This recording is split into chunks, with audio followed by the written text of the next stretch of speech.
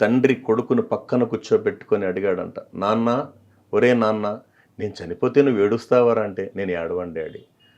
ఎందుకురా, నీకు జన్మనిచ్చినాను రా అన్నాడు. అయితే ఏంటి, నీకోసం ఎంతో త్యాగం చేశాను, చేసింటే నువ్వు మనిషి కాదు అనుకో, నువ్వు కసాయి అనుకో, నువ్వు బండరాయి అనుకో, నువ్వు విన్నాను అనుకో డాడీ అన్నాడు.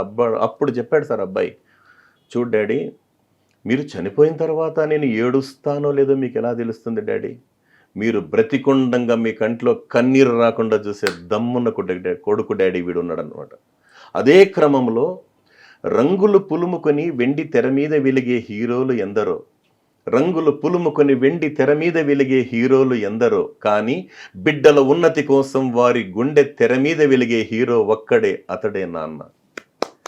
నిన్ను ఆకాశం వైపు ఎగరవేస్తాడు నాన్న, ఎందుకంటే నిన్ను ఆకాశమంత ఎత్తులో నిలపాలని. నీ వేలు పట్టుకొని నడక నేర్పుతాడు నాన్న, ఎందుకంటే నీ అనంత జీవన పయనం దిగ్విజయంగా సాగాలని. కూతురు పెళ్లి కోసం, కొడుకు చదువు కోసం మట్టి తల్లికి సలాం చేసే మహనీయుడు నాన్న. ఇది సార్ నాన్న గొప్పతనం. ఎంత చెప్పినా తక్కువే సార్. ఎందుకంటే ఈ సృష్టిలో తల్లి, తండ్రి, గురువు, దైవం మనం చెప్పుకున్న అంశాల్లో గతంలో చెప్పుకున్నాం. ఇది నాన్న గురించి నా హృదయంలో వచ్చినటువంటి మాట.